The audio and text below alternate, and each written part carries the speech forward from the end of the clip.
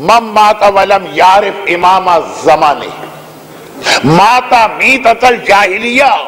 اور یہاں پر معصومین نے ایک ایسا لفظ استعمال کیا کہ مجھ میں تو ہمت نہیں تھی کہ میں ممبر سے یہ خود سے کہتا، مگر امام کی حدیث ہے تو پہنچا رہا ہوں. یہ والی حدیث کا ترجمہ ہر ایک کو پتا ہے، بچے بھی مجلس میں بیٹھے ان کے کان بھی اس کے ترجمے سے ذرا سے مانوس ہو جائے. جو مرے اس حالت میں کہ اپنے زمانے کے امام کی معرفت حاصل نہ کرے، جب وہ مرے گا تو اس کی موت جاہلیت کی موت ہوگی. ہر ایک کو معلوم. اچھا، یہ دو روایتیں، یہ روایت ہمارے ہاں زیادہ مشہور ہے. دوسری روایت میں بھی یہی الفاظ ہیں، صرف آخری لفظ کی تبدیلی.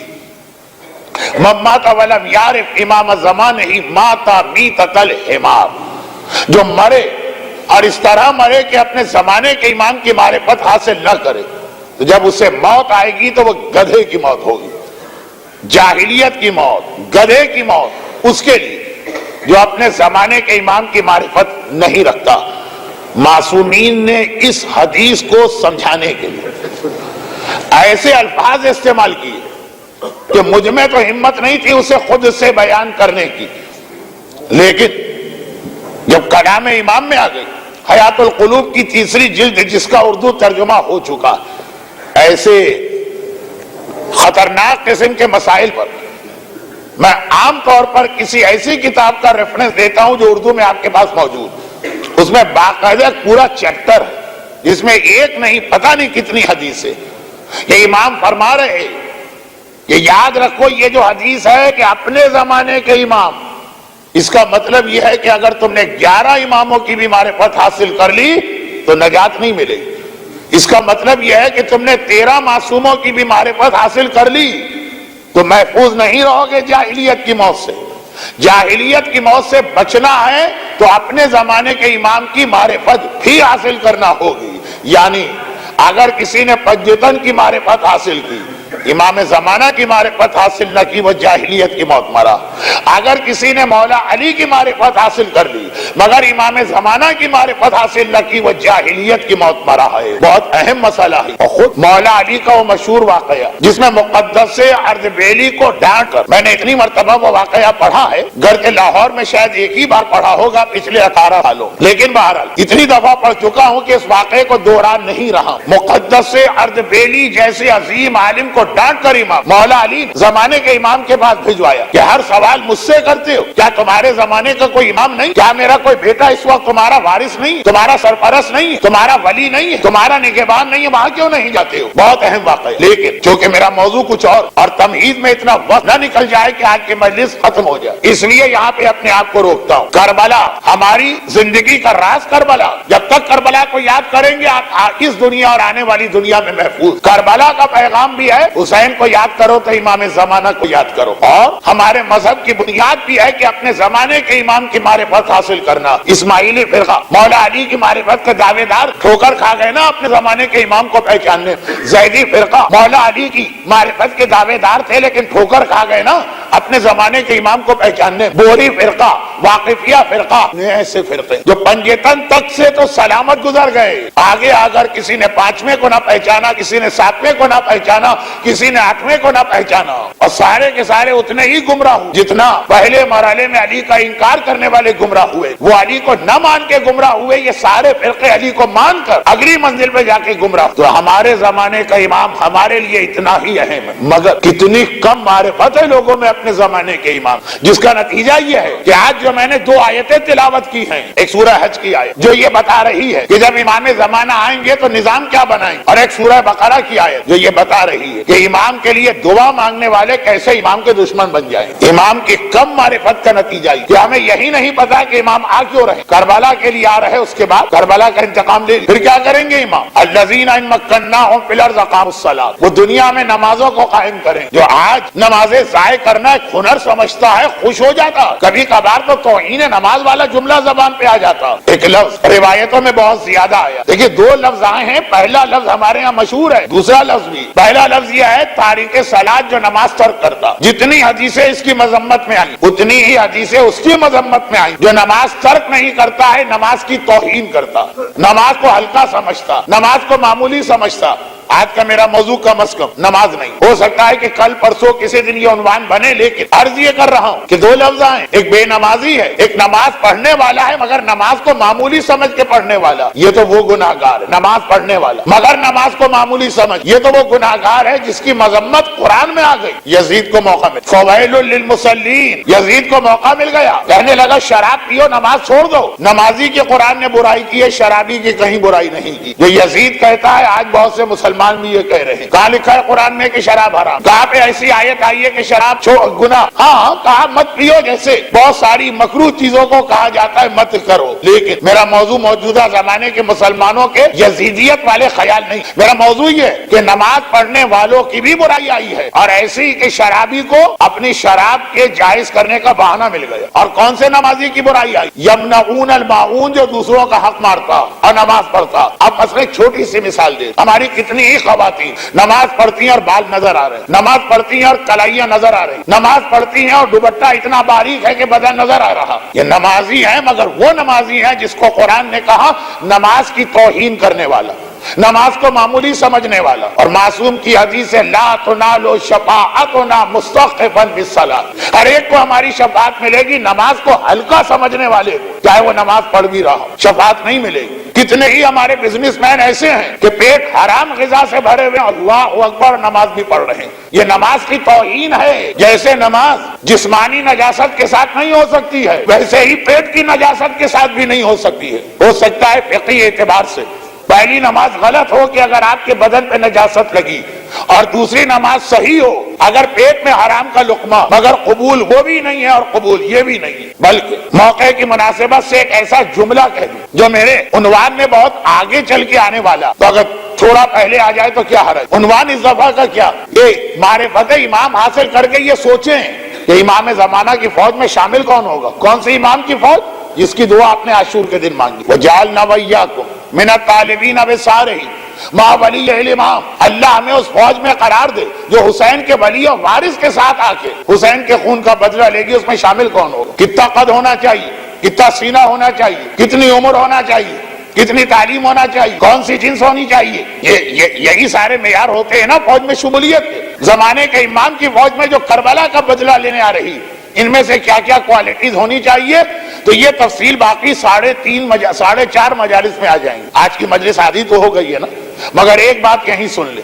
کربلا کے میدان میں آقا حسین نے بتا دیا لشکر یزید اور لشکر حسین میں بہت اہم فرق کیا ہے. عقیدے کے اختلاف کے ساتھ, یا یہ کہہ دیجئے کہ عقیدے کا اختلاف بھی اس وجہ سے تھا, ہر ایک کو معلوم. کربلا میں جہاد شروع کرنے سے پہلے آقا حسین آخری حجت تمام کرنے کے لیے ایک خطبہ دیا تھا جس میں لشکر یزید کے سامنے وہ سارے بہانوں کا دروازہ بند کر دیا. بہت سارے گناہگار گناہ کرتے یہ سوچ کر کہ بعد میں یہ بہانہ بنا لیں گے, وہ سارے بہانوں کا دروازہ بند کیا. بہت اہم خطبہ ہے جس کا ایک جملہ مسجدوں اور امام باڑوں اور ماتمی جلوسوں کے اندر بینر کی شکل میں لکھا ہوتا ہے حیات من الذلہ, عزت کی موت بہتر ہے ذلت کی زندگی سے. مگر یہ ایک جملہ حسین نے نہیں کہا, اس سے پہلے بھی اور اس کے بعد بھی. ایک مکمل خطبہ ہے یزید کے لشکر کے سامنے جنگ شروع ہونے سے پہلے. نمازیں ہو گئی, حسین کے لشکر کی اذان اکبر نے دی, نماز حسین نے پڑھا. یزید کے لشکر میں جو ہوتا ہے اس کو چھوڑ. جنگ شروع ہونے والی, عمر ساتھ پہلا تیر پھینکنے والا. آقا حسین ایک بار آگے بڑھتے اور کہتے ہیں کہ اے عمر ساتھ, میں تیرے ساتھیوں سے کچھ کہنا چاہتا ہوں. یہ کہہ کہ حسین گھوڑے پر بیٹھے تھے, وہاں سے اونٹ پر سوار ہوئے, ذوالجناح سے اترے اور اونٹ پر بیٹھے. اس کی 2 وجہ علماء بتاتے ہیں. پہلی وجہ یہ ہے کہ اونٹ ایک اونچی سواری, پورے 30,000 کے لشکر کو, یا شاید اس سے بھی زیادہ یزیدی تھے. حسین خطاب کر رہے ہیں, ہر ایک حسین کو دیکھے اور آواز سنے. یہ بہانہ بھی نہ چل کہ حسین گھوڑے پہ تھے, ہم بہت پیچھے تھے, ہمیں نظر ہی نہیں آیا حسین کیا کہہ رہے. اور ایک وجہ یہ بھی ہے کہ عرب میں گھوڑا جنگ کی نشانی ہے, اونٹ صلح امن کی نشانی. اپنے عمل سے کہہ رہے ہیں کہ ہم تو حتی الامکان جنگ کو ٹالنا چاہ رہے ہیں. پھر جو خطبہ دیا نا, اس خطبے کے اندر حسین نے اپنا تعارف کرائے، اپنے فضائل بتائے، اپنے خاندان کا تذکرہ کیا. بعد میں لوگ کہہ دیں گے نا یزید، ارے ہمیں پتہ ہی نہیں تھا کہ یہ حسین ہے، ہمیں تو یزید نے برین واش کر کے بھیجا، ہمیں کیا پتہ یہ کون. خاص طور پر اگر مختار جیسا تخت حکومت پہ بیٹھ جائے گا تو یہی سب بہانے بنائیں گے نا. حسین نے کہا ایک آدمی کا بہانہ بھی نہیں چلے گا. اپنا تذکرہ کیا، مجھے پہچانو میں کون، خاندان بتائے، اپنے ذاتی فضائل بتائے. تو ایک آدمی یہ بھی کہہ سکتا ہے کہ کہہ تو رہے لیکن ہمیں کیا پتا صحیح تھا کہ غلط، تو یہ بھی کہہ دیا. اچھا مجھے ایک عام مسلمان سمجھ لو، ایک عام مسلمان، اب بتاؤ کہ اسلام میں ایک عام مسلمان کے قتل کی کب اجازت ہے؟ ان میں سے کون سا گناہ میں نے کیا بتاؤ تم میں؟ کوئی ہے ایسا جو میری کوئی ایسی غلطی بتا دے جس کی وجہ سے اسلام میں ایک عام مسلمان کے قتل؟ سارا کچھ حسین نے بتایا. آخر میں پھر ایک عجیب جملہ کہا اور جواب سنے بغیر اونٹ سے اتر کے ذوالجناح میں بیٹھے اور کہا عباس اپنے لشکر کو ترتیب دے. معلوم تھا حسین کو کہ جواب کیا ہوگا، لشکر یزید کا انتظار بھی نہ کیا. وہ ایک آخری جملہ کیا کہا، عاشور کا دن ہے، فجر کی نماز ہو چکی، لشکر یزید جنگ شروع کرنے والا. آقا حسین ایک اہم ترین خطبہ دے رہے اور بتا رہے کہ لشکر یزید میں شامل ہونے والے لوگوں سب سے اہم خصوصیت کیا. آقا نے کہا کہ میں نے تمہیں سب کچھ سنا دیا، بتا دیا، خاندان کا تعارف، اپنے فضائل، چلو مجھے ایک عام مسلمان مان کے سمجھ، سب کچھ بتا دیا، لیکن مجھے پتا ہے تم پہ اثر کوئی نہیں ہوگا. کیوں؟ لقد ملئت بطونکم من الحرام، تمہارے پیٹ حرام مال سے بھرے ہوئے ہیں، اور جب پیٹ میں حرام آ جاتا تو نہ اللہ کی بات کا اثر ہوتا ہے، نہ نبی کی بات کا اثر ہوتا ہے، نہ ولی کی بات کا اثر ہوتا. لشکر یزید اور لشکر حسین کا بنیادی فرق تو یہ آیا کہ یزیدی وہ ہیں جن کے پیٹ حرام سے بھرے ہوئے ہیں، اور حسینی وہ ہیں جو 3 دن کا فاقہ برداشت کر لیں گے لیکن مرضی خدا کے خلاف کوئی عمل نہیں کریں گے. اور یہی چیز یاد رکھیے گا کہ حرام کھانے والا سارے فائدے حاصل کر لے گا. اس کی گاڑی دیکھیے گا، واہ واہ کیا شاندار گاڑی ہے، اور اس کی کئی کینالوں کی کوٹھی دیکھیے گا، واہ واہ کیا شاندار کوٹھی، اور اس کی دکان جا کے دیکھیے گا مارکیٹ میں تو واہ واہ کتنی چلتی ہوئی دکان، ساری چیزیں مل جائیں گی اسے. لیکن نہ اس دنیا میں امام زمانہ کی فوج ملے گی، نہ اس دنیا میں پیغمبر کی شفاعت ملے گی. اب اس کی مزید تفصیل آگے آئے گی. آج کا زمانہ ایسا زمانہ کہ بڑے آرام سے ایک بہانہ بنا لیا جاتا کہ جی مولانا اتنے حالات خراب ہیں کہ حلال طریقے سے تو بزنس نہیں چل سکتا. اچھا میں نے تو تاریخ میں دیکھا یہ بہانہ ہر دور میں بنایا گیا، لیکن چونکہ آج کل واقعاً پوری دنیا کے مالی حالات خراب، اور یہ کوئی نئی بات نہیں، بہت چھوٹی سی بات میں دوہرا رہا ہوں، دوہرا اس لیے کہہ رہا ہوں کہ میں خود بہت پڑھ چکا ہوں، ورنہ ہو سکتا ہے بہت سے مومنین بھول بھی گئے کہ آخری زمانے کی ایک یقینی نشانی یہ بتائی گئی کہ آخری زمانے میں بھوک اور بیماریوں سے اس کثرت سے لوگ مریں گے. پوری حدیثیں سنا دوں، بچوں کا خیال کرتے ہوئے شاید انہوں نے یہ حدیثیں نہ سنی. روایت یہ ہے کہ جب امام آئیں گے اس سے پہلے 2/3 دنیا ماری جائے گی. اب ظہور امام کی بہت ساری نشانیاں ہمارے پاس 10,000 سے زیادہ ہیں. مجھے اس مجمع میں ہر سال کی طرح اس سال بھی کچھ حج کرنے والے چہرے نظر آ رہے ہیں، اور جب حاجیوں کے چہرے دیکھتا ہوں ایک عجیب رشتہ میرا اور حاجیوں کا ہوتا. مکے کی سرزمین میں تعارف ہوتا ہے، مدینے کے اندر زیارتوں میں ملاقات ہوتی، اور وہ ایک ایسا رشتہ بنتا ہے کہ دنیا میں کہیں ملاقات خود بخود چہرے پہ ایک مسکراہٹ آ جاتی. چنانچہ 10,000 سے زیادہ جو نشانیاں، ان میں سے ایک نشانی یہ بھی ہے کہ یہ جو نشانی میں ابھی پڑھنے جا رہا ہوں اس کی آخری چیز میرے 5 مجلسوں میں سے ایک کا، بلکہ سمجھیے 5 کا عنوان، نہ صرف یہ کہ یہاں بلکہ جعفری ہاؤس میں جو میں صبح کو 4 مجلسیں پڑھوں گا، ایک تو آج ہو گئی، اس کے اندر کم و بیش یہ والی حدیث، اس کی آخری چیز جو ہے وہی عنوان بنے گی. بلکہ اسی قومی مرکز میں جو خواتین کے لیے اب 4 مجلسیں بچی، وہاں بھی ایک تو آج ہو گئی، اس میں بھی بات یہی چھائی رہے گی. بلکہ میں تو ایک طالب، ہماری قوم کے بہت سارے مسائل کی بنیاد اس والی حدیث کا آخری جملہ، جس میں پیغمبر نے 6 نشانیاں بتائیں. وہ جو اصل بات میں کر رہا تھا کہ حالات بہت خراب ہوں گے، اس سے پہلے کی یہ نشانی. آخری زمانے کا ایک بڑا مسئلہ یہ کہ حج جیسی عبادت اور مکہ جیسا شہر، اس میں بڑی تبدیلیاں آ جائیں گی. ورنہ حج تو وہ عبادت ہے جو حضرت ابراہیم نے جو طریقہ بتایا، پیغمبر کے زمانے تک 4000 سال گزرے تھے، طریقہ وہی طریقہ، حتیٰ 360 بتوں کی پوجا کرنے والوں نے بھی حج میں کوئی بڑی تبدیلی نہ کی تھی سوائے ایک کہ عرفات کے میدان کو نکال دیا. لیکن آخری زمانے میں بڑی تبدیلی آئی. ایک تبدیلی تو یہ آئی کہ حج کرنے والوں کی نیت ہی بدل جائے گی. اور شاید میں نے اس سے پہلے بھی کہا، ہمارے بڑے بڑے مراجع جو آج کے مراجع، ان کے بھی استاد وہ یہ لکھتے ہیں کہ ہم تو نجف میں بیٹھے ہوئے اپنی آنکھوں سے منظر دیکھ رہے ہیں، پیغمبر نے حج کے لیے کہا، اور آج جو ہم مزاج دیکھ رہے ہیں تو زیارت کرنے والوں کا بھی وہ مزاج بن گیا۔ لیکن یہ تو ہمارے اتنے بڑے بڑے مراجع مثلا شیخ مرتضی انصاری، لیکن پیغمبر نے حج کے لیے کہا کہ آخری زمانے میں بڑی کثرت کے ساتھ لوگ حج کریں گے۔ اچھا، یہ بھی اپنی جگہ ایک بہت اہم مسئلہ، بات نکل رہی ہے، لیکن میں گھوم کے وہیں آتا ہوں جہاں سے میں نے بات چھوڑی ہوتی، اس کا اطمینان رکھیے گا۔ میں آپ کو کسی جنگل میں بھٹکا کے ممبر سے اتر کے نہیں جاؤں گا، واپس وہیں پہ آؤں گا جہاں سے بات شروع ہوئی تھی، اور وہ یہ بڑی عجیب بات، آخری زمانے کو گناہ سے بھرا ہوا زمانہ کہا گیا، مگر یہ بھی روایت میں ہے کہ جو ظاہری عبادتیں اس میں بڑی ترقی ہوگی۔ جیسے روایت یہ ہے کہ نماز پڑھنے والوں کی اتنی کثرت ہوگی کہ ہر مسجد چھوٹی پڑے گی۔ آخری زمانے میں حج کرنے والوں کی اتنی کثرت ہوگی، جب پیغمبر نے اپنی زندگی کا آخری حج کیا تھا 1,20,000 تو بہت چھوٹا تھا خانہ خدا کا صحن، لوگوں کو طواف کی جگہ نہیں مل رہی، عرفات کے میدان تک میں اتنا مجمع ہو گیا تھا کہ ایک حاجی بیچارہ اونٹ سے گر کے مر گیا مجمع کی وجہ سے۔ تب وہ پہلا مسئلہ آ گیا، یہ پیغمبر نے کہا دیکھو اس میں غصے میت دو لیکن اسے خوشبو نہ لگانا، کافور کا استعمال جائز نہیں ہے، کیوں؟ ابھی اس کا احرام اترا نہیں تھا۔ یہ جو چھوٹے چھوٹے مسئلے، آخری حج پیغمبر کا اتنا مجمع والا تھا، لوگوں نے کہا یا رسول اللہ یہ عجیب حج ہو گیا ہے کہ ہمیں طواف کی جگہ نہیں مل رہی۔ پیغمبر نے کہا تو تمہاری اس وقت کیا حالت ہوگی جو آخری زمانے کے اندر حاجیوں کی اتنی کثیر تعداد آئی۔ گھبرا کے لوگوں نے کہا کہ یا رسول اللہ پھر کیا ہوگا؟ کہا کہ اس میری مسجد کو اور خانہ خدا کو بڑا کیا جائے گا، وہ ہم اپنی آنکھوں سے دیکھ رہے ہیں، مگر آخری زمانے کی پہچان یہ بتائی کہ اے میرے زمانے کے مسلمانوں تم 1,00,000 کے مجمع میں گھبرا گئے، آخری زمانے میں تو اس کثرت کے ساتھ حاجی آئیں گے کہ مکہ ابل رہا ہوگا، حاجیوں کے لیے پورے شہر میں کوئی جگہ نہیں ہوگی، تمہیں تو خالی طواف کی جگہ نہیں مل رہی، آخری زمانے میں شہر مکہ میں رہنے کی جگہ نہیں ہوگی۔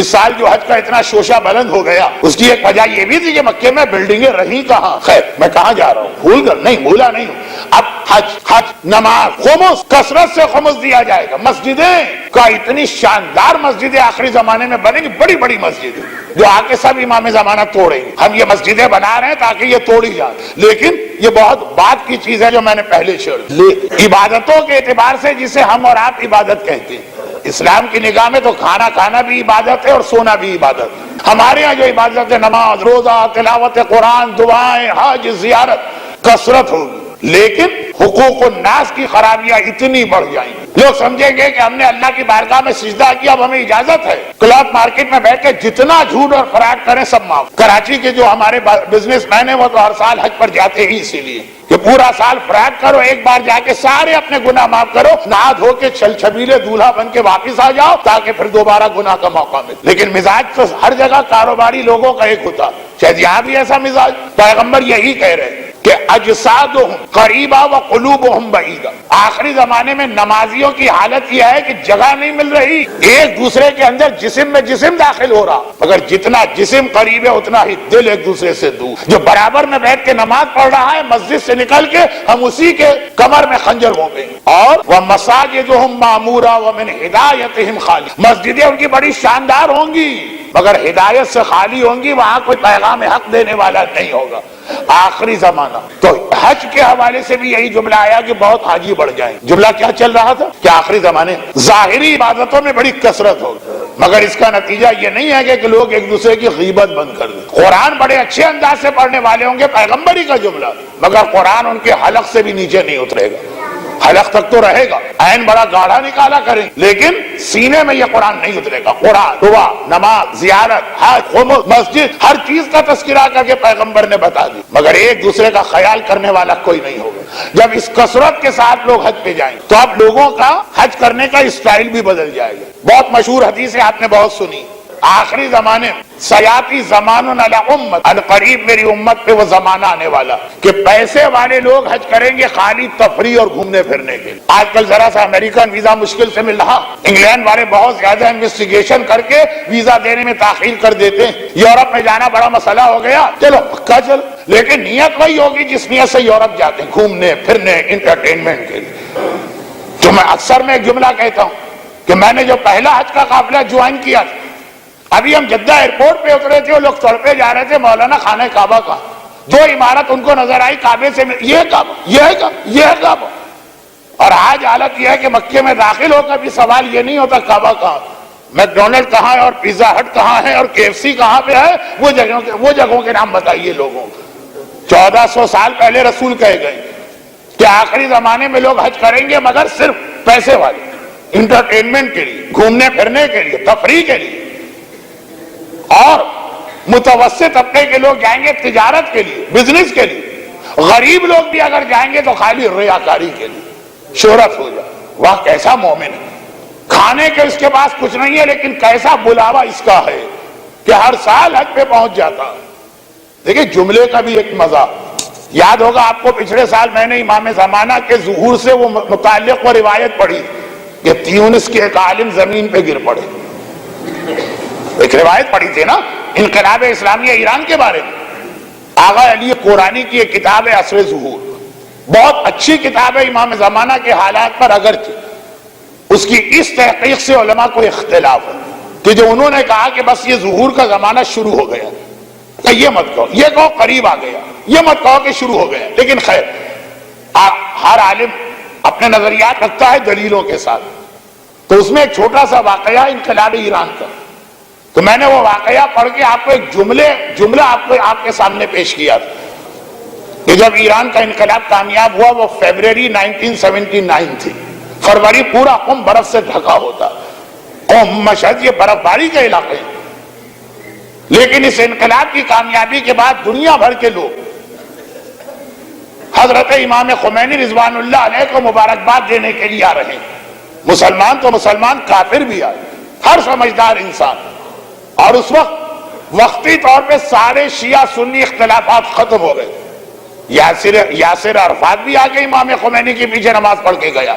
मगर बात हो रही थी ट्यूनिस के कालिम, 70 साल की उम्र हो, 50 साल से हदीस रसूल का दर्स दे रहे हैं, ट्यूनिस के शेखुल हदीस कहलाते हैं।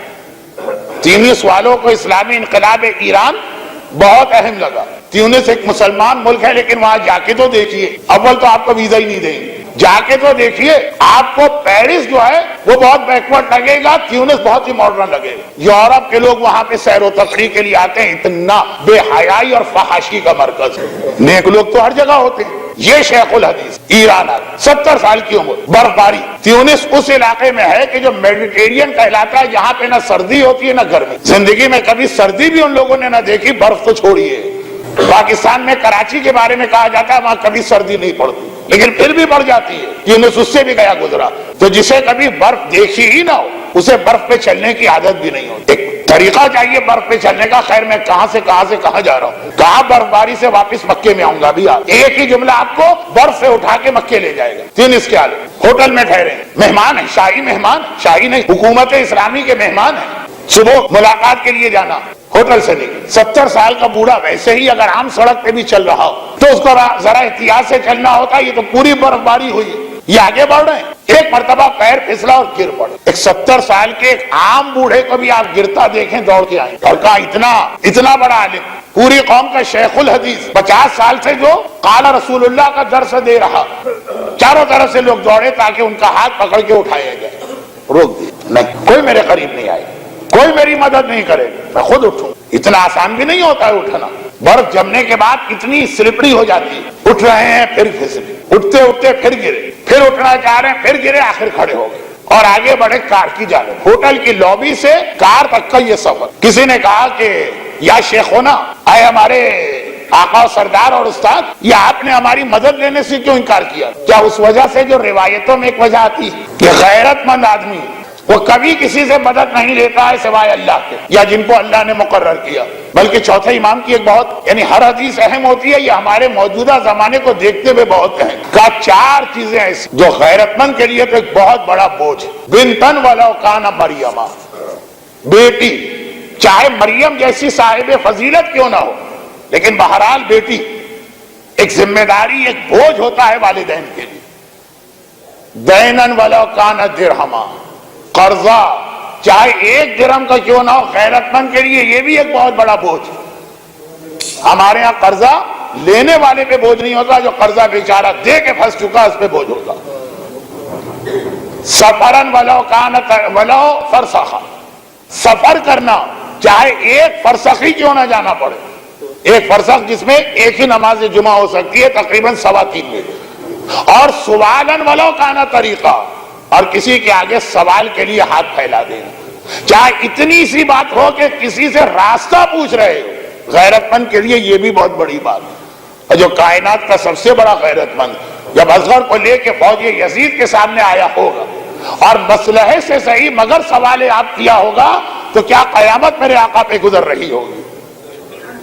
پوچھا گیا کہ یا شیخ ہونا، کیا یہ جو پیغمبر نے سوال کرنے سے روکا کہ اگر تمہاری سواری کا کوڑا بھی گر جائے تو کسی سے سوال مت کرو، خود اتر کے اس کو اٹھا لو، اس لیے آپ نے روکا؟ اس لیے نہیں، اس لیے روکا ہے کہ 50 سال سے میں ایک حدیث رسول پڑھ رہا ہوں، پڑھا رہا ہوں، سن رہا ہوں، سنا رہا ہوں، حدیث کا مزہ مجھے آ گیا۔ تو میں نے جملہ کہا تھا کہ مزہ خالی کوک اور پیپسی میں نہیں ہوتا، مزہ خالی پیزا اور ہمبرگر میں نہیں ہوتا، مزہ خالی مرغن بریانیوں میں نہیں ہوتا، مزہ نماز میں بھی ہوتا ہے، بشرطیے کہ ہمیں وہ مزہ پتہ چل جائے، مزہ تلاوت قرآن میں بھی ہوتا، مزہ اعمال شب قدر میں بھی ہوتا، مزہ حدیث میں بھی ہوتا، بلکہ یہ زیادہ مزیدار مزہ ہوتا ہے کا ایک حدیث، آج میں اس کا مزہ لے رہا ہوں، 50 سال بغیر مزے کے لوگوں کو سنائی کہ پیغمبر نے کہا جب میرا بیٹا ظاہر ہوگا تو اس کی مدد کے لیے جانا لازم ہے، وَلَا بِعَلَسَّلْ، چاہے برف پہ پھسل پھسل کے جانا پڑے۔ آج جب میں اس انقلاب ایران کے بعد قم کی برف پہ پھسل کے گرا، زندگی میں پہلی بار برف دیکھی، قم کا اسلامی انقلاب بھی پہلی بار دیکھا، تب حدیث رسول کا مجھے مزہ آ رہا۔ تو عبادتوں کا بھی مزہ ہوتا، نمازوں کا بھی مزہ ہوتا، شب قدر کے اعمال میں 102 رکعت نماز پڑھ کے جس مومن کے گھٹنے دکھ رہے ہوتے ہیں مگر کتنا مزہ اس کو آ رہا ہوتا ہے۔ حاجی بیٹھے ہوئے ہیں، عرفات اور منی اور مزدلفہ کی تکلیفیں کتنی ہیں مگر کتنا مزہ آ رہا ہوتا ہے۔ تو خیر بات یہ مزے کی اس حوالے سے آگے کہ عبادتوں میں بھی مزہ ہوتا ہے، ہمیں تو معلوم ہی نہیں، مگر مزے کی ایک اور بھی قسم ہے۔ اچھا کچھ لوگ کہتے ہیں اسلام بھی عجیب مذہب ہے، جتنی مزیدار چیزیں اسلام نے چن چن کے وہی حرام کی۔ شراب کا کتنا مزہ، ہم کہتے ہیں کیا مزہ ہے بھائی، کہتے ہیں ظالم تو نے پی ہی نہیں، ہم کہتے ہیں اچھا ہوا کہ نہ پی، لیکن مزے والی بات کہتے ہیں خنزیر کے گوشت کا جو مزہ ہے مولانا آپ کو کیا معلوم، چکھائیں؟ ارے نہیں خدا کے واسطے نہ چکھائیے گا، لیکن جتنی مزیدار چیزیں سب اسلام نے حرام کر دی، خالی کھانے کی حد تک نہیں۔ دیکھیں کیا ہوا، اسلام کو گانا حرام کر دیا، کتنی مزیدار آواز، بوڑھے کو بھی سنائیے تو اس کا سر و پیر ہلنے لگتا، ایک مزہ ہے اس کے اندر۔ عورت کہتی ذرا دیکھی، بے مقنا چادر بن ٹھن کر ننگے لباس پہن کے اونچی ایڑی کی سینڈل پہن کے ٹک ٹک ٹک ٹک کرنے کا جو مزہ ہے، سارا مزہ اسلام نے ختم کر دیا۔ یہ حجاب کرو اور یہ چادر پہنو، یہ ایک عجیب آج کل فکر ہے، لیکن آج پہلی ہی مجلس ہے، ابھی تو ساری باتیں باقی ہیں۔ ایک مزہ ہوتا ہے ریاکاری کا، ریاکاری، وہ جو کہا کہ آخری زمانے میں غریب اس لیے حج پہ جائیں گے، مزہ لوگ کہیں دیکھیے کتنا غریب ہے، حیثیت نہیں ہے مگر کس طرح سے حج پہ پہنچ رہا، اس کا ایک مزہ۔ میں نے ایک لطیفہ اس سے پہلے بھی پڑھا تھا، حج بھی سن لیجیے، بہت سیریس ہو کے مجلس میں نہ بیٹھیے، کچھ چیزیں ایسی ہیں کہ ریلیکس ہو کے سنیے۔ ایک صاحب تھے بیچارے، خیر بیچارے تو نہیں ہوں گے لیکن نہیں واقعاً بیچارے تھے، بہت ہی بوڑھے بھی ہو گئے، اب کسی کام کے قابل بھی نہ رہے، مگر شادیوں پہ شادیاں کر رہے ہیں، شادیوں پہ شادیاں کر رہے ہیں۔ ارے بھائی اب شادی کس لیے؟ کچھ لوگوں کا مزاج ایسا ہے، جوان سے پوچھتے ہیں کہ داڑھی کیوں نہیں رکھتے، کہتے ہیں مولانا اگر داڑھی رکھے گی شادی نہیں ہوگی، کوئی لڑکی تیاری نہیں ہوگی داڑھی والے نوجوان کو قبول کرنے پر۔ میں جوان کی بات نہیں کر رہا ہوں، کہتے ہو ٹھیک ہے چلے میں نے آپ کی بات مانی، آئے بزرگوار آپ تو قبر میں پاؤں لٹکائے بیٹھے ہیں، اب آپ کو کون سا شادی کا مسئلہ پیش آ رہا ہے، آپ نے اب تک داڑھی کیوں نہیں رکھی؟ نہیں مولانا قبر میں جا کے حوروں سے تو شادی کرنا ہے، تو ایک بات یاد رکھیے، حوریں صرف داڑھی والے مرد سے شادی کریں گے، چاہے جوش ملی آبادی کتنا ہی مذاق کیوں نہ اڑا دیں۔ خیر میں کدھر چلا گیا، میں واپس آتا ہوں۔ شادیوں پہ شادی، لوگوں نے کہا بھائی بس کیجئے حضرت، کتنی شادیاں کریں گے، آخر آپ شادی کرتے کیوں ہیں؟ اتنے بوڑھے ہو چکے اب آپ شادی کے قابل بھی نہ رہے، کیا صرف ایک جملے کے لیے؟ جب شادی ہو جاتی ہے، نکاح ہو جاتا ہے، پھر دولہا جاتا ہے نا، عورتوں کے بیچ میں رسمیں وغیرہ ہوتی، کہیں کھیر چٹائی جاتی ہے، کہیں آئینہ دکھایا جاتا ہے، کہیں عجیب۔ ایک بار عورتیں کہتی ہیں کہ بھائی راستہ دے دو، راستہ دے دو، دولہا آ رہا ہے، بیٹا آ رہا، بس یہ جو لفظ دولہا سنتا ہوں کہ راستہ دے دو، دولہا آ رہا، اتنا مزہ آتا ہے کہ شادی کی ساری زحمتیں، سارا خرچہ بھول جاتا ہوں۔ حاجی آ رہا، حاجی آ رہا، اس میں اتنا مزہ آتا ہے۔ پیغمبر کہہ رہے آخری زمانے میں حاجی، اس جملے کے لیے جائیں گے لوگ حاجی صاحب کہیں، مگر حاجیوں کے اتنا جانے کے نتیجے میں مکے میں تبدیلی آئی۔ آخری جملہ اس کا بہت اہم ہے، وہ میرا 4 دن کا عنوان بننے والا ہے۔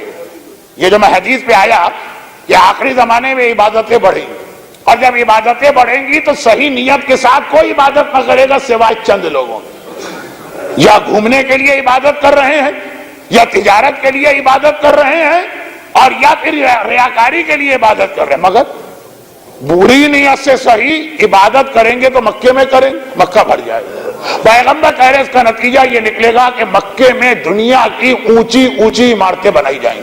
ایک زمانے میں مکے کا قانون تھا، خانہ کعبہ سے اونچی کوئی عمارت نہیں بن سکتی، اب لگ رہا ہے کہ الٹا قانون ہو گیا کہ سب سے نیچے کعبے کو رکھنا ہے، ہر عمارت کعبے سے اونچی ہونی چاہیے، اونچی حاجیوں سے، کتنی اونچی اونچی عمارتیں کعبے کی چاروں طرف، اور کہا کہ کثرت کی وجہ سے راستہ نہیں ملے گا لوگوں کو چلنے کا، پہاڑوں کو کاٹ کر ان کے پیٹ سے راستہ بنایا جائے۔ اب عرب کے لوگوں کو تو ٹنل اور سرنگ اور انڈر پاس ان چیزوں کا کنسپٹ بھی نہیں ہے۔ پیغمبر نے کہا پہاڑ کے پیٹ میں سے راستہ بنایا جائے گا، لوگ یہاں سے وہاں چلے جائیں گے۔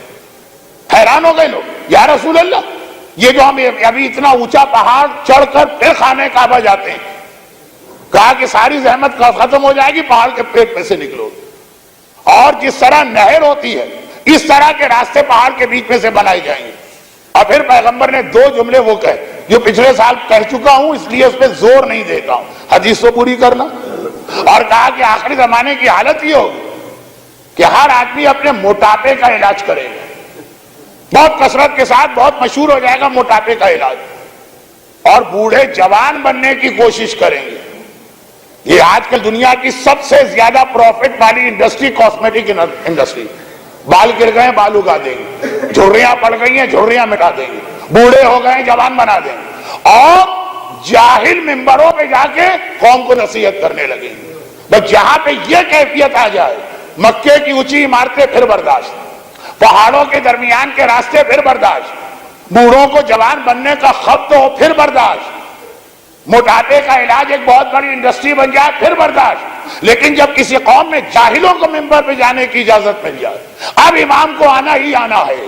جب دین اس طرح سے کھیل و تماشا بن جائے، جب جاہل ممبر پہ جانے لگے، سمجھ لینا کہ اب میرے بیٹے کے ظہور کا وقت بہت قریب آ گیا ہے۔ مگر جیسے ہی یہ وقت ظہور قریب آئے گا، 2 بڑے مسئلے یہ پیش آئیں گے کہ دنیا میں قتل و غارت گری اتنی بڑھے گی کہ 1/3 دنیا 200 400 200 1000 2000 نہیں، اگر لاہور کی آبادی فرض کیجئے کہ 90 لاکھ ہے تو 30 لاکھ آدمی قتل و غارت گری کے نتیجے میں مرے گے، اور اس کے بعد 1/3 آبادی بھوک اور بیماری سے مرے گی۔ 30 لاکھ اس سے 30 لاکھ اس سے، پھر 1/3 کے اندر میرا بیٹا ظاہر ہوگا۔ تو کہا کہ آخری زمانے میں واقعاً بھوک اتنا بڑا امتحان بنے گا، تو وہاں تو وہ والا بہانہ کتنا اچھا ہوگا۔ تو کربلا میں آقا حسین نے کہا تمہارے پیٹ حرام سے بھر گئے ہیں، آخری زمانے میں تو مومن کہے گا کہ ہاں بھائی آج اتنے حالات خراب ہیں، اور یہ حدیث ایسی کہ امریکہ میں گیا تو وہاں پہ لوگ روتے نظر آئے غربت کی وجہ سے، انگلینڈ گیا تو وہاں پہ لوگ روتے نظر آئے، جو بڑا فخر تھا نا کہ پہلے انگلینڈ کی حکومت ہر بے روزگار کو الاؤنس دیتی ہے، کس تیزی کے ساتھ ہر چیز کٹ کی جا رہی ہے، پورا یورپ دیکھا وہاں لوگ روتے نظر آئے۔ دنیا میں جہاں گیا، بھئی افریقہ میں جاتا ہوں لوگ کہتے ہیں کہ غربت ہے تو سمجھ میں آئی، پاکستان کے دیہاتوں اور انڈیا میں جاتا ہوں لوگ کہتے ہیں یورپ امریکہ کینیڈا پوری دنیا کی حالت، لیکن پیغمبر نے کہا ابھی بات اس پہ رکے گی نہیں، مزید 1/3 اور مریں گے بھوک کی وجہ سے، خالی غربت نہیں، کھانے کو روٹی نہیں ملے گی، باپ اپنی جوان بیٹی مارکیٹ میں ایک وقت کی روٹی کے بدلے میں بیچ دے گا. غیرت مند باپ, بے غیرت باپ نہیں, غیرت مند باپ.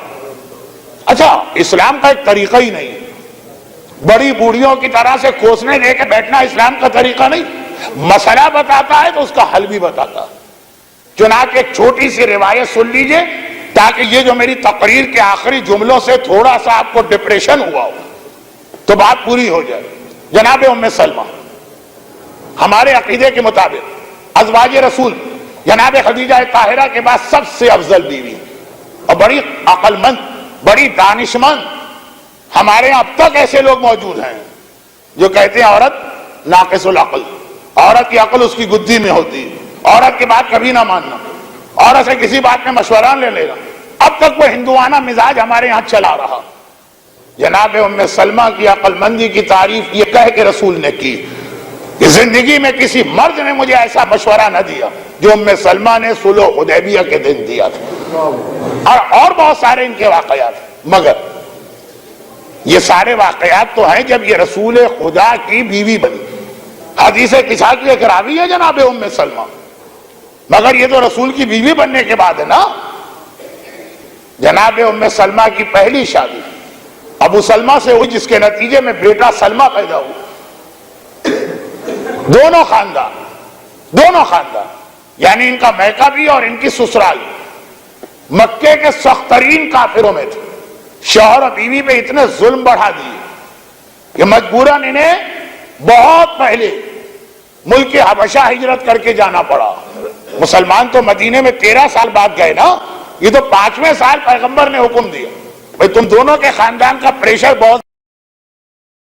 مکے سے نجاشی بادشاہ نے اپنے ملک کو کھول دیا, جو مسلمان آنا چاہے میری طرف سے اجازت. گئے یہ لوگ, پھر ایک افواہ پھیل گئی, وہ بھی بڑا دلچسپ واقعہ ہے لیکن سیرت رسول کی کسی اچھی کتاب میں پڑھ لی. افواہ یہ پھیل گئی کہ کافروں اور رسول خدا میں صلح ہو گئی. چلیں یہاں تک تو کوئی بات نہیں. افواہ پھیلی صلح اس بات پر ہوئی ہے کہ پیغمبر نے کہا میں تمہارے بتوں کو مان لیتا ہوں, لات و منات و عزا, تم میرے خدا کو مان لو. اس میں کمپرومائز ہو گیا کہ چلیں ٹھیک ہے, پیغمبر ہمارے 3 بتوں کو مان لیں گے, ہم پیغمبر کے خدا کو مان لیں گے. اور ایسی کتابوں میں یہ روایت آ گئی ہے. اب یہ افواہ پھیل گئی کہ بس سارے جھگڑے ختم ہو گئے. یہ اپنے شوہر کے ساتھ آئی, پتہ چلا کہ غلط بات ہو بھی نہیں سکتا. ٹاٹ میں کبھی مخمل میں کبھی ٹاٹ کا پیور نہیں لگتا ہے, یہ الگ موضوع بنے گا. خیر, اب جو آئی تو دونوں کے خاندان نے ظلم اور بڑھا دیے.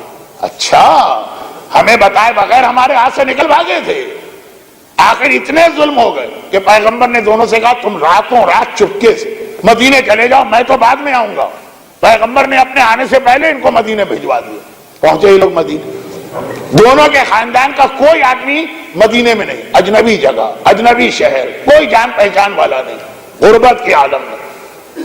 مدینے کے اندر تو رہنے کی حیثیت بھی نہیں تھی. مدینے کے باہر ایک چھوٹا سا گاؤں تھا جس میں غریب لوگ رہتے تھے, اس کا نام تھا قبا. آج تو ماشاءاللہ مسجد قبا کا علاقہ کتنا رونق والا ہے, مدینے کا پوش ایریا. اس وقت شہر کے باہر ایک چھوٹی سی بستی تھی جہاں صرف غریب لوگ رہتے تھے. چلیے, اور پھر پیغمبر بھی مدینے آئے, جنگ احد میں ان کے شوہر مارے گئے, بیوہ ہو گئے, اور کثیر الاولاد ہیں, اور اولاد بھی ایسی کہ بڑا بیٹا 15 سال کا, چھوٹی اولاد 2 سال کی, اتنی مختلف عمروں کی کہ اب جناب ام سلمہ حد سے زیادہ پریشان. غربت, فاقے, نہ میکے کا کوئی آدمی ہے مدینے میں, نہ سسرال کا کوئی آدمی ہے مدینے میں. ایک شوہر کا سہارا تھا, وہ جنگ احد میں پیغمبر پہ اپنی جان قربان کر گیا. یہ بھی پتا ہے, دیکھیں یہ ان کی سمجھداری, یہ بھی پتا ہے کہ پیغمبر سے کہنا بیکار. خیبر کی لڑائی تک مسلمان پتھر پیٹ پہ باندھ کے گزارا کرتے. وہ ظاہری طور پہ دیکھ رہی ہیں اسلام کتنا غریب, تو کوئی کہنے کا فائدہ بھی نہیں. یہ دانش مندی, کوئی جذباتی عورت ہوتی وہ کہتی یہ میرا پرابلم نہیں ہے, پیغمبر کے نام پہ میرے شوہر نے جان دی, ان کی ذمہ داری ہے میرا مسئلہ حل کریں. نہیں, سارے مسائل میں گھری ہوئی ہیں. صرف اتنا ایک دن اپنے بیٹے سے کہا بیٹا مدینے چلے جاؤ. قبا اس وقت مدینے سے بہت باہر, اور جا کے رسول خدا سے کہو کہ آج کل ہمیں کچھ مسائل ہیں, کوئی دعا بتا دیں. بیٹا گیا, پیغمبر کے پاس مدینے کی مسجد میں نہ صرف یہ کہ ایسے بہت سے لوگ آتے تھے، بلکہ پیغمبر نے اس قسم کے لوگوں کے لیے ایک دروازہ ہی الگ بنا دیا جس کا نام ہے باب رحمت۔ کبھی مسجد النبوی جائیے گا تو اس کا گیٹ نمبر 3، یہ صرف ان لوگوں کے لیے جو کوئی مسئلہ پوچھنے نہیں آئے، جو پیغمبر کی تقریر سننے نہیں آئے ہیں، جو آج پیغمبر کے بعد بیٹھنے نہیں آئے، کوئی دعا مانگنے آئے، صرف ان کے لیے پیغمبر نے ایک راستہ بنایا۔ بیٹا گیا، واپس آئے، کہا اماں پیغمبر نے دعا تعلیم کی ہے اور کہا ہے کہ جو آدمی یہ دعا پڑھتا، اللہ نے اب تک اس کو جس امتحان میں ڈالا، وہ امتحان پورا کر کے جو چیز اس سے چھینی ہے اس سے زیادہ اچھی چیز دیا کرتا۔ یہ دعا پڑھی ام سلمہ نے، دل میں سوچا، خود کہہ رہی پیغمبر نے کہہ دیا میرے لیے دیٹس انف، بہت کافی ہے میرے لیے، لیکن شیطان تو وسوسے پیدا کرتا ہے نا، وہ تو صرف معصوم ہے جو ہر وسوسے سے محفوظ ہے۔ ام سلمہ کے دل میں خیال آ گیا، میرا اتنا اچھا شوہر سلمہ، اب اس سے بہتر کون مجھے ملے گا؟ اب پھر یہ چلیں، خدا نہ کرے 20 سال کی کوئی جوان بچی بیوہ ہو جائے تو شادی کے امیدوار ہو بھی سکتی۔ ام سلمہ کی عمر 35-40 سال، بڑھاپے کی جانب جا رہی، اتنی میری اولادیں، اب کون مجھ سے شادی کرے؟ اور پیغمبر کہہ رہے ہیں کہ پہلے شوہر سے اچھا۔ اس عمر میں بھی شادیاں ہوتی ہیں لیکن وہی بچے کچھ رشتے ملتے ہیں، مگر پیغمبر نے کہا ہے تو غلط نہیں کہا ہے، دعا شروع کر دو۔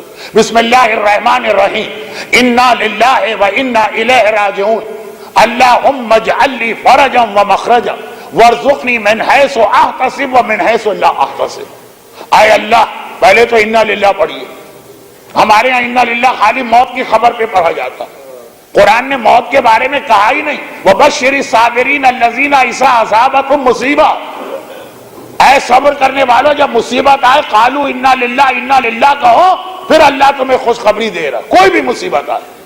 دشمنان اہل بیت میں آپ گھرے ہیں، یہ بھی ایک بہت بڑی مصیبت۔ انا للہ و انا الیہ راجعون، اللہم اجعل لی فرجا، خدا بندہ میرے لیے راحت کا سامان پیدا کر دے، ومخرجا۔ عرب دنیا میں جائیے، چاہے دبئی ہو چاہے سعودی عرب، مین روڈ پہ ہائی وے پہ جا رہے ہیں، وہاں سے نکلنے کا جو ایگزٹ ہے اس کو عربی میں آج بھی مخرج کہتے ہیں۔ قرآن کہہ رہا وَمَن يَتَّقِ اللَّهَ يَجْعَل لَّهُ مَخْرَجًا، اللہ سے ڈرو، دیکھو اللہ ہر پریشانی سے بچنے کا راستہ نکالے گا۔ مگر پیغمبر کی دعا، اے ام سلمہ یہ کہو کہ اے خدا میرے لیے راحت کا سامان پیدا کر دے اور مخرجہ اور پریشانیوں سے نکلنے کا راستہ بنا دے، وارزقنی، اور مجھے ایسی جگہ سے رزق عطا فرما جہاں سے میں گمان کر رہا ہوں وہاں سے بھی، اور جہاں میں نے سوچا بھی نہیں ہے۔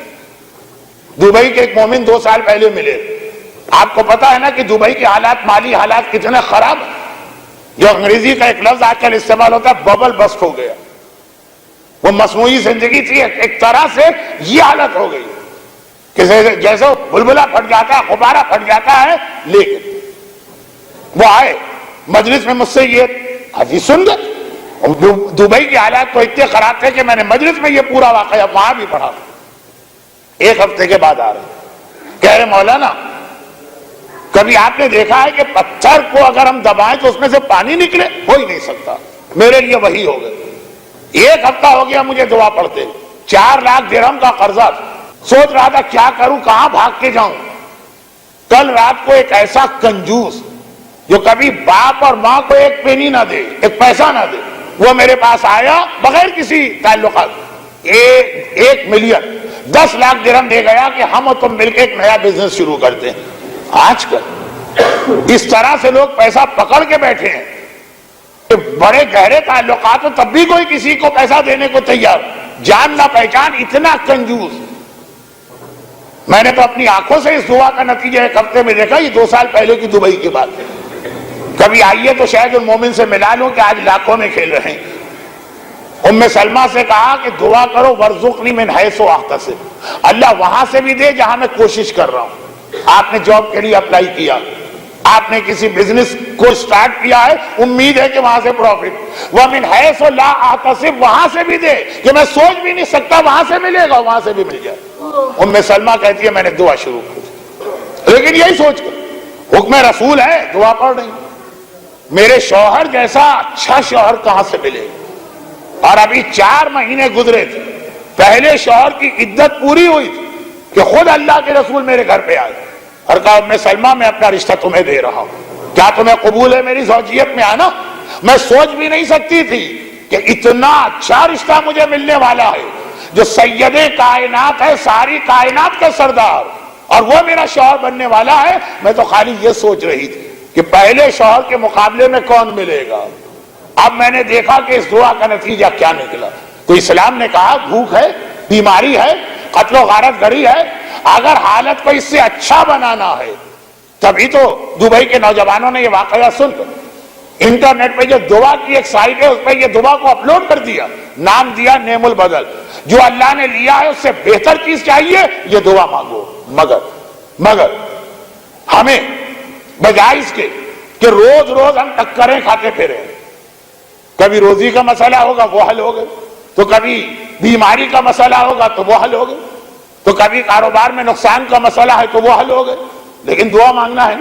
ایک ایسی دعا کیوں نہ مانگ لیں کہ وہ اگر پوری ہو گئی تو سارے مسئلے پورے ہو گئے، اور وہ ہے ظہور امام کی دعا۔ ایک بار امام آ گئے ہمیں روزانہ الگ الگ دعا کرنے کی ضرورت ہی نہیں پڑے گی، روزی کے مسئلے بھی وہ حل کریں گے، بیماری کے مسئلے بھی وہ حل کریں گے، دشمنوں سے پروٹیکشن بھی ہمیں دیں گے۔ یہی تو روایت ہے کہ ظہور امام کے بعد اسی دنیا میں، جنت میں نہیں، اسی دنیا میں کوئی بوڑھا نہیں رہے گا، سب جوان بن جائیں گے، کوئی بیمار نہیں رہے گا، سب صحت مند بن جائیں گے، حتیٰ جو جسمانی طور پہ معذور ہیں، اندھا ہے اس کو بینائی خود بخود مل جائے گی، بہرا ہے قوت سماعت خود بخود مل جائے گی، خدا نخواستہ کوئی لنگڑا یا لولا ہے اس کی حالت خود بہتر ہو جائے گی۔ خالی جنت میں نہیں، جنت والی حدیث تو یاد آ رہی ہے نا کہ کوئی بوڑھی عورت کہی یا رسول اللہ میں جنت میں جاؤں گی، پیغمبر نے کہا نہیں، بوڑھوں کے لیے جنت منع، باہر نکل کے رونے لگی۔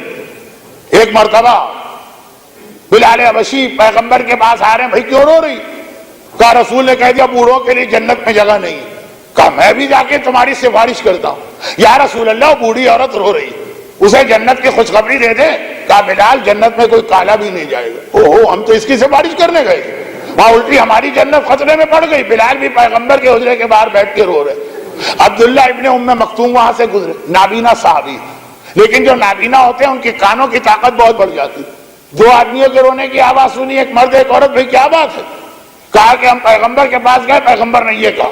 کہے ایسا نہیں ہو سکتا، رحمت للعالمین ہے، میں جا کے تمہارے لیے سفارش کرتا ہوں۔ یا رسول اللہ کیا آپ نے بلال کو کہہ دیا بیچارے بیٹھے رو رہے، اور کیا آپ نے اس عورت کو کہہ دیا؟ کہا جنت میں اندھا بھی کوئی نہیں جائے گا۔ اوہو اچھا ہم تو ان کی سفارش کرنے آئے تھے، اپنی جنت بھی کھو بیٹھے، باہر نکل کے وہ رو رہے۔ رسول خدا باہر آئے، مسکرائے، بھائی کیوں رو رہے؟ کہا آپ نے ہمارے لیے جنت حرام کر دی۔ کہا تمہارے لیے کو تھوڑی حرام کی، بوڑھا جنت میں نہیں جائے گا تو جو بوڑھے ہیں اللہ ان کو جوان بنائے گا، پھر جنت میں بھیجے گا۔ کالا جنت میں نہیں جائے گا، کالوں کو اللہ انتہائی خوبصورت بنائے گا، پھر جنت میں بھیجے گا۔ نابینا جنت میں نہیں جائے گا، اللہ اسے آنکھیں عطا کرے گا، پھر جنت میں بھیجے گا۔ یہ وہ جنت ہے، لیکن اسی دنیا کو جنت بنا لیجیے گا۔ امام زمانہ کو بلوا لیجیے، نابینا کو آنکھیں مل رہی ہیں، بصورت کو حسن مل رہا ہے، بوڑھے کو جوانی مل رہی ہے۔ اب یہ جو ایک جملہ میں نے اتنے آرام سے کہہ دیا، مولانا یہی تو سب سے بڑا مسئلہ ہے۔ آپ نے اتنے آرام سے کہہ دیا کہ امام کو بلوا لو، تو امام ہمارے کہنے سے آئیں گے؟ جی ہاں امام آپ کے کہنے سے آئیں گے۔ پوچھا گیا امام سے کہ مولا آپ ظاہر کیوں نہیں ہو رہے؟ کہ ماننے والے ہم کو بلا ہی نہیں رہے، وہ بلا لیں تو ہم آ جائیں گے۔ ارے نہیں بلا رہے، لاکھوں نہیں کروڑوں آج صاحب ایمان دنیا میں تڑپ تڑپ کے کہہ رہے ہیں اجل اللہ تعالی ظہورک۔ کہ اس طرح زبانی بلاوے پہ ہم نہیں آتے ہیں، زبان سے کہہ رہے ہیں اپنے آپ کو بدلا کتنوں نے ہے۔ ایک داڑھی تک رکھنے کو تیار نہیں، مولا آ جائیے آپ کے لیے جان قربان۔ ایک سر پہ اسکارف تک تو سنبھالنے کو عورت تیار نہیں، مولا آ جائیے۔ ایک نوجوان اپنا ڈسکو ڈانس اور میوزک چھوڑنے کو تیار نہیں، مولا آ جائیے۔ ہیں اچھے لوگ ہیں لیکن اکثریت کی بات